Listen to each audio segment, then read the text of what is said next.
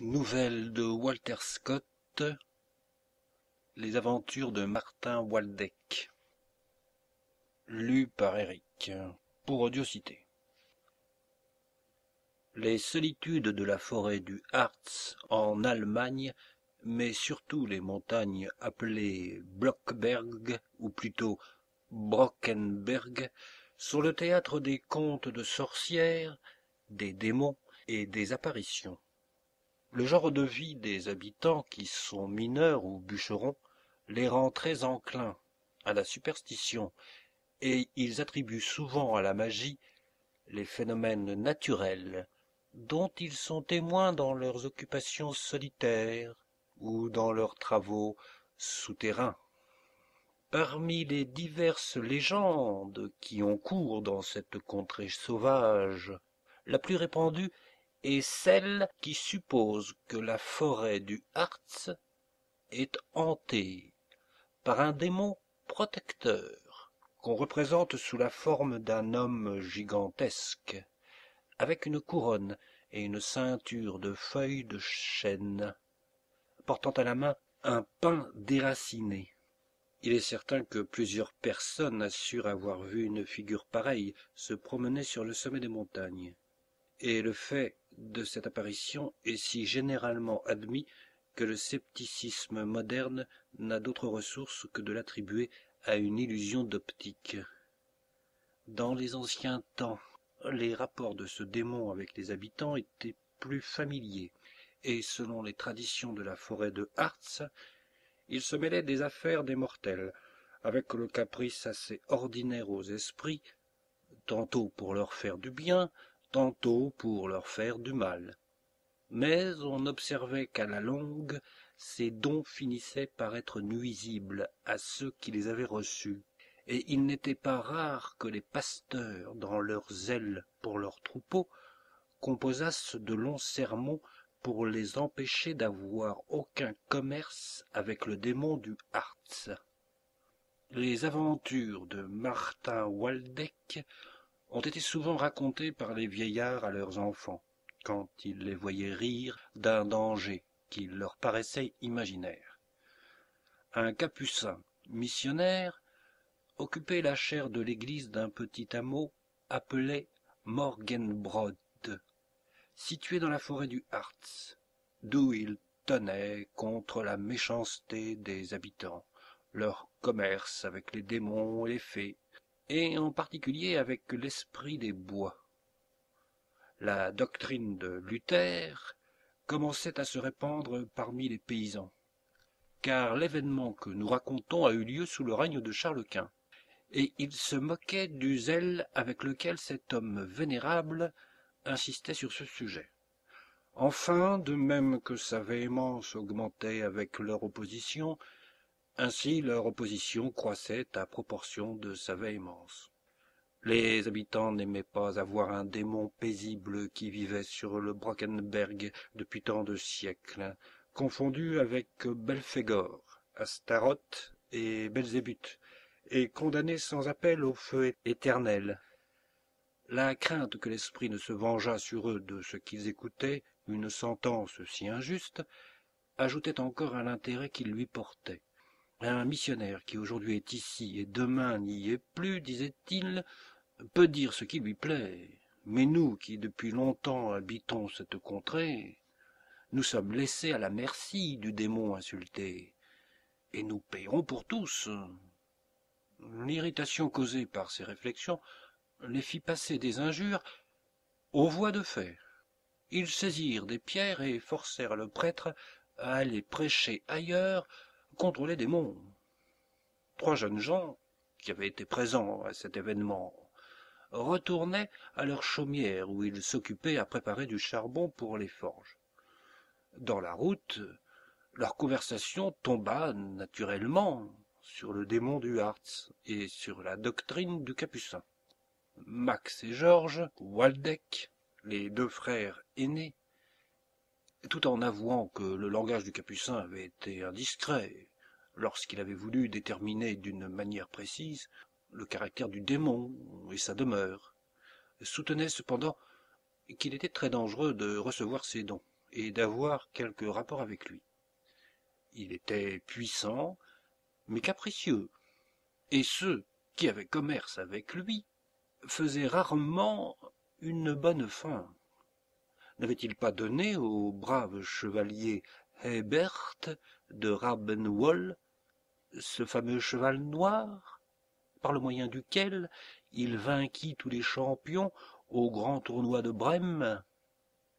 Et ce même cheval ne précipita-t-il pas son cavalier dans un abîme si profond qu'on n'a plus vu ni l'un ni l'autre? N'avait-il pas donné à dame Gertrude Trodden un charme pour faire le beurre? Et ne fut-elle pas brûlée comme sorcière par le grand juge criminel de l'électorat parce qu'elle se vantait de ce don? Mais toutes ces histoires faisaient peu d'impression sur Martin Waldeck, le plus jeune des frères. Martin était jeune, téméraire et impétueux, adroit dans tous les exercices qui distinguent les montagnards, bravant des dangers avec lesquels il s'était rendu familier. Il riait de la timidité de ses frères. Ne comptez plus de pareilles sornettes. Le démon est un bon démon, il vit au milieu de nous comme s'il était un paysan comme nous. Il fréquente les cavernes et les retraites des montagnes, comme un chasseur ou un pâtre. Celui qui aime la forêt du Hartz et ses sites sauvages ne peut pas être indifférent au destin des enfants du sol. Si le démon était aussi malicieux que vous le dites, comment aurait-il quelque pouvoir sur les masses qui reçoivent ses dons sans se soumettre à sa puissance? Lorsque vous portez votre charbon à la forge, l'argent que vous recevez du blasphémateur Blaise n'est-il pas aussi bon que si vous le receviez du pasteur lui-même? Ce ne sont pas les dons de l'esprit qui vous mettront en danger, mais c'est l'usage que vous en ferez dont vous aurez à rendre compte. Si le démon m'apparaissait en ce moment, et m'indiquait une mine d'or ou d'argent, je commencerais à la creuser avant qu'il eût tourné le dos, et je me croirais sous la protection d'un être plus puissant que lui, tant que je ferais un bon usage de la richesse dont il m'aurait mis en possession. Son frère aîné lui répondit que les richesses mal acquises étaient ordinairement mal dépensées, tandis que Martin assurait d'un ton présomptueux que la possession de tous les trésors de la forêt du Hartz n'apporterait pas le moindre changement dans ses habitudes, ses mœurs et son caractère. Ses frères supplièrent Martin de parler avec moins de témérité sur un pareil sujet, et parvinrent avec beaucoup de difficulté à attirer son attention sur une chasse aux sangliers qui s'approchait. En parlant ainsi, ils arrivèrent à leur chaumière, située dans une gorge étroite, sauvage et romantique du Brockenberg. Ils relevèrent leur sœur dans l'opération de la cuite du charbon, qui demande une attention constante, et ils se partagèrent entre eux l'occupation de veiller alternativement pendant la nuit. Max Waldeck, l'aîné, veilla pendant les 2 premières heures de la nuit, et il fut vivement alarmé en observant sur le côté opposé de la vallée un grand feu, environné de figures qui dansaient en rond en faisant diverses postures. La première idée de Max fut d'éveiller ses frères, mais, se rappelant le caractère audacieux du plus jeune, et voyant qu'il était impossible d'éveiller l'un sans l'autre, pensant aussi que c'était peut-être une illusion du démon par suite des expressions téméraires de Martin, il jugea plus prudent de se mettre en prière et d'attendre la fin de cette étrange apparition. Après avoir brillé pendant quelque temps, le feu s'éteignit par degrés et fit place à une obscurité profonde, et le reste de la veille de Max ne fut troublé que par le souvenir de ses terreurs. Georges prit la place de Max, qui alla se reposer. Le phénomène du feu allumé sur le flanc opposé de la montagne se renouvela à ses yeux. Il était entouré de figures que leur forme opaque, placée entre le feu et l'œil du spectateur, faisait distinguer. elles se mouvaient tout autour comme si elles étaient occupées à quelque cérémonie mystérieuse. Georges, quoique également prudent, était d'un caractère plus courageux que son aîné. Il résolut d'examiner de plus près l'objet de son étonnement. Il franchit le ruisseau qui traversait la vallée, monta sur le flanc opposé et arriva à une portée de flèche du feu, qui paraissait brûler avec la même ardeur qu'auparavant. Ceux qui l'environnaient ressemblaient à ces fantômes que l'on voit dans un rêve agité, et le confirmèrent dans l'idée qu'il n'était pas de ce monde. Parmi ces êtres fantastiques, Georges Waldeck distingua un géant tenant à la main un arbre déraciné dont il se servait de temps en temps pour attiser le feu, et qui n'avait d'autre vêtement qu'une couronne et une ceinture de feuilles de chêne. Le cœur de Georges palpita lorsqu'il reconnut la figure du démon du Hartz que les vieux bergers et les chasseurs lui avaient dépeint plusieurs fois pour l'avoir vu errer dans les montagnes. Il tourna le dos et se préparait à fuir, mais il eut honte de sa faiblesse. Il récita mentalement le premier verset du psaume « Tous les bons anges louent le Seigneur », qu'on regarde dans ce pays comme un puissant exorcisme. Et il se retourna vers l'endroit où il avait vu le feu, mais il avait disparu.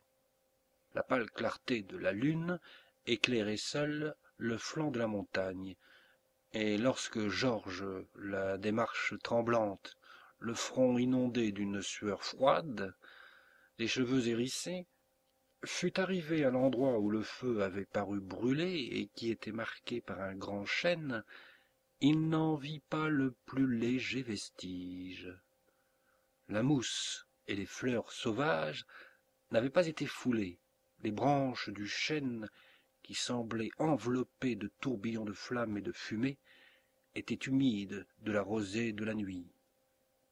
Georges retourna en tremblant à sa chaumière, et faisant la même réflexion que son frère aîné, il résolut de ne rien dire de ce qu'il avait vu, de peur d'éveiller dans Martin cette curiosité audacieuse qu'il regardait presque comme unie à l'impiété. C'était maintenant le tour de Martin de veiller. Le coq de la maison avait déjà chanté, et la nuit était presque finie. En examinant l'état de la fournaise où le bois était placé pour être réduit en charbon, il fut surpris de ce que le feu n'avait pas été suffisamment entretenu, car dans son excursion, Georges avait oublié le principal objet de sa veille.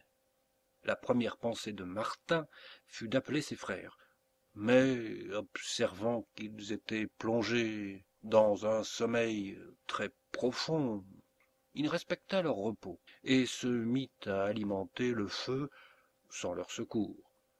Le bois qu'il y jeta paraissait humide et peu propre à brûler, car le feu, loin de se raviver, semblait s'éteindre. Martin alla chercher quelques broussailles qu'on avait fait sécher avec soin, mais lorsqu'il retourna, le feu était totalement éteint. C'était un accident sérieux qui les menaçait d'une perte de plusieurs jours de travail. Martin, vexé de ce contretemps, voulut battre du feu, mais l'amadou était mouillé et il n'en put venir à bout.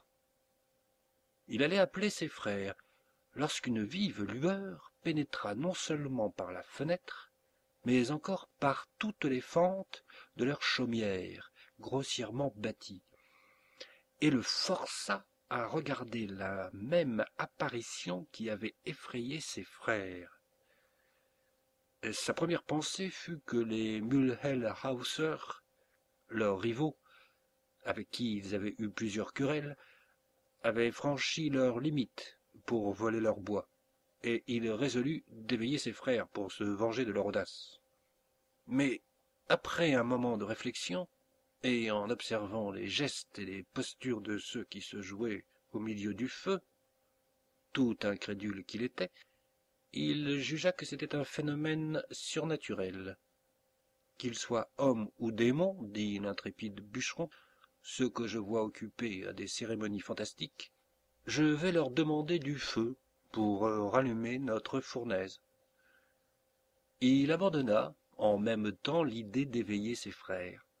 On croyait généralement qu'une seule personne à la fois pouvait tenter des aventures pareilles à celles qu'il allait entreprendre. Il craignit aussi que ses frères, dans leur timidité scrupuleuse, ne l'empêchassent d'exécuter son dessein. Il détacha donc sa lance du mur et sortit pour tenter seul l'aventure.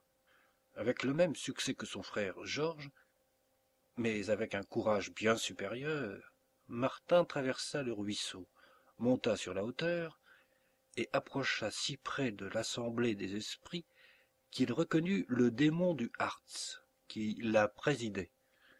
Il frissonna d'effroi pour la première fois de sa vie, mais se souvenant que de loin il avait désiré et même sollicité cette entrevue, il rappela son courage, et l'orgueil suppléant à la résolution, il s'avança avec assez de fermeté vers le feu. Plus il l'en approchait, plus les figures qui l'entouraient étaient hideuses et fantastiques. Il fut reçu par des éclats de rire discordants et peu naturels, qui parurent plus alarmants à ses oreilles que les sons les plus tristes et les plus désagréables qu'il eût pu imaginer. « Qui es-tu » dit le géant, en donnant une espèce de gravité à ses traits sauvages, qui semblaient de temps en temps contractés par la convulsion du rire qu'il voulait réprimer. « Martin Waldeck, le bûcheron, » répondit le hardi jeune homme. « Et vous, qui êtes-vous » ?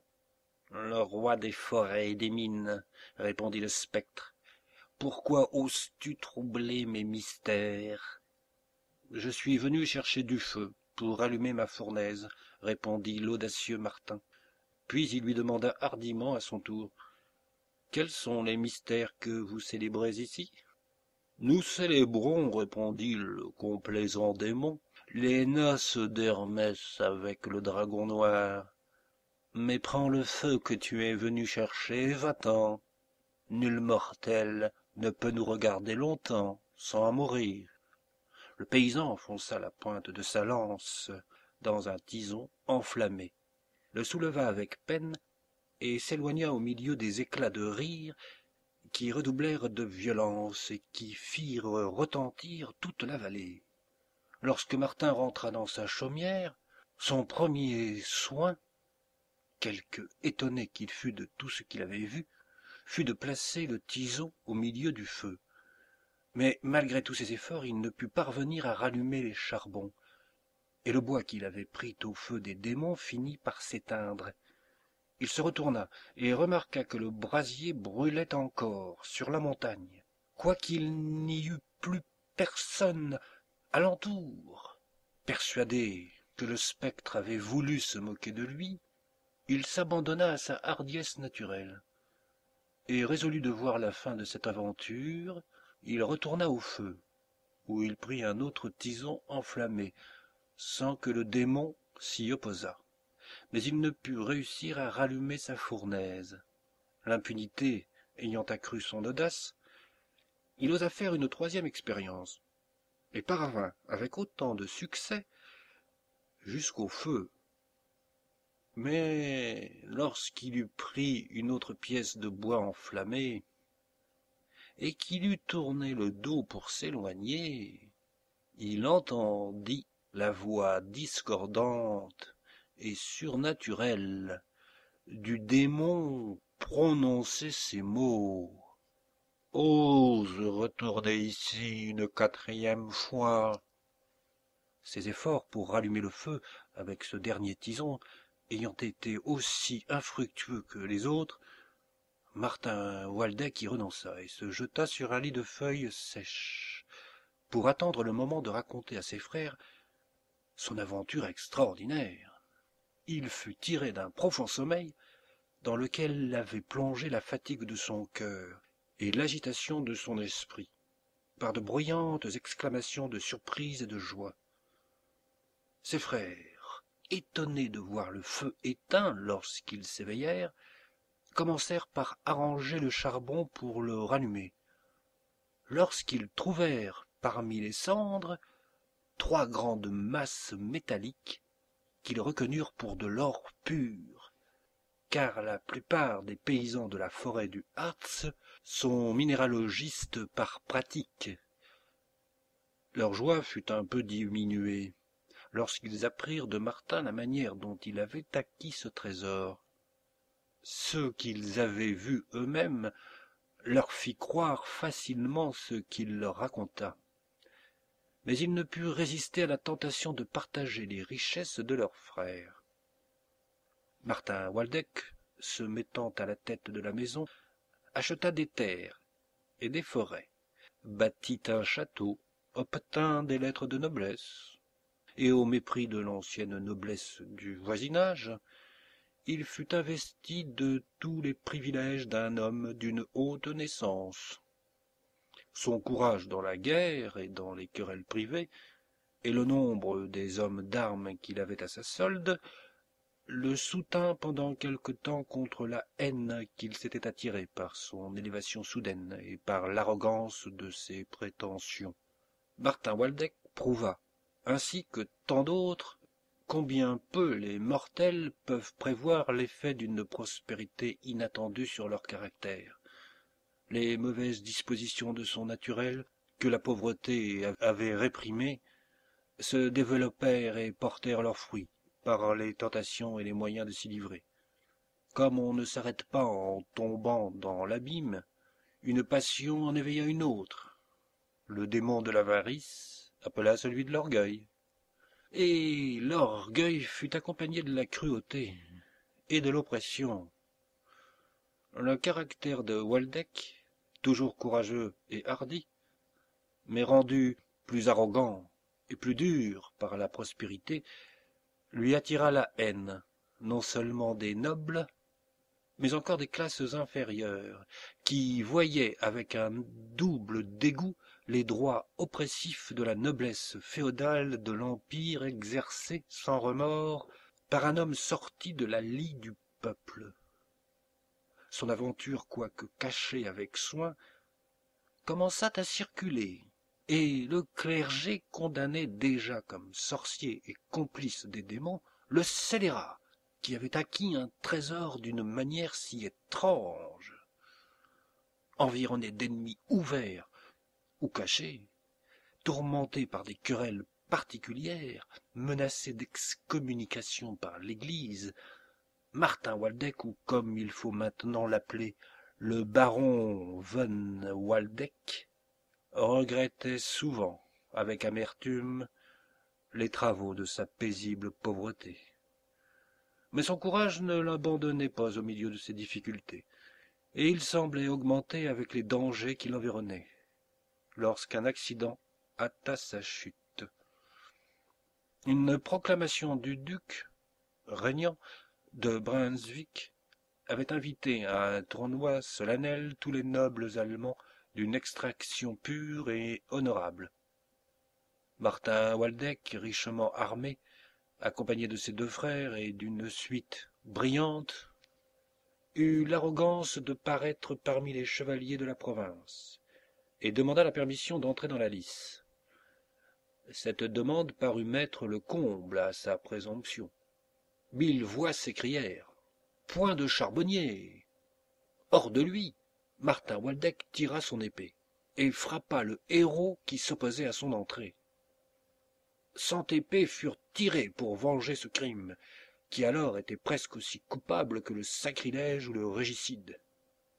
Waldeck, après s'être défendu comme un lion, fut saisi, jugé sur le lieu même par les juges du camp, et condamné pour avoir troublé la paix de son souverain et violé la personne sacrée d'un héros d'armes, à avoir la main droite coupée, à être privé des honneurs de la noblesse dont il était indigne, et à être chassé de la ville.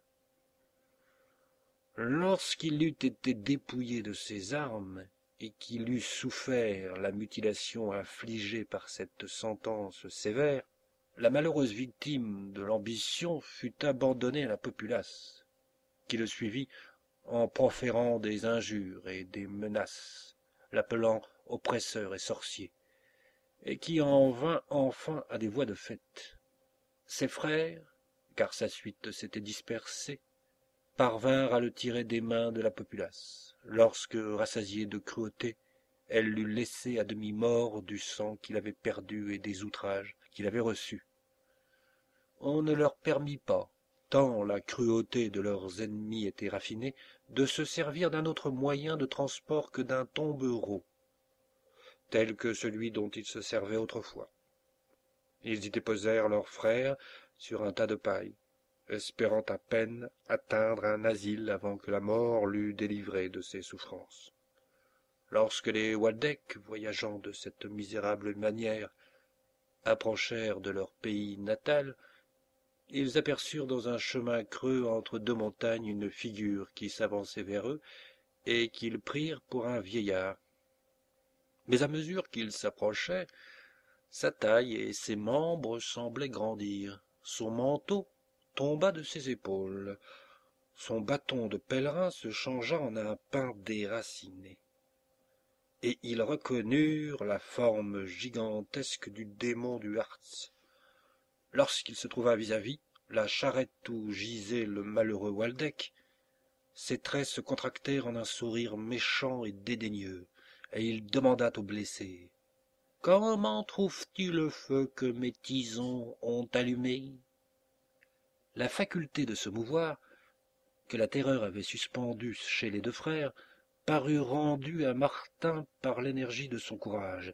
Il se leva sur son séant, fronça le sourcil, et secouant contre le spectre son poignard sanglant, il lui lança un regard de haine et de défi. Le démon disparut en faisant un éclat de rire aussi bruyant, aussi affreux qu'à l'ordinaire, et laissa Waldeck épuisé par cet effort de la nature expirante. Les frères épouvantés conduisirent la charrette vers les tours d'un couvent qui s'élevait au milieu des pins à peu de distance de la route. Ils y furent reçus charitablement par un capucin, aux pieds nus et à longue barbe, et Martin ne survécut que le temps nécessaire pour achever la première confession qu'il eût faite depuis sa prospérité soudaine, et pour recevoir l'absolution du même prêtre qui l'avait aidé à chasser du hameau de Morgensbrod 3 ans auparavant à pareil jour. On supposa que les 3 années de sa prospérité précaire avait un rapport mystérieux avec les 3 visites qu'il avait faites au feu allumé par les démons sur la montagne. Le corps de Martin Waldeck fut enterré dans le couvent où il expira, et ses frères, ayant pris l'habit de l'ordre, y vécurent et y moururent en se livrant à des pratiques de dévotion. Ces terres que personne ne réclamait demeurèrent incultes, jusqu'à ce que l'empereur s'en emparât comme d'un fief vacant, et les ruines du château que Waldeck avait appelé de son nom sont, au rapport des mineurs et des bûcherons, la demeure des mauvais esprits. Les aventures de Martin Waldeck sont un exemple des maux qui sont la suite des richesses promptement acquises et mal employées.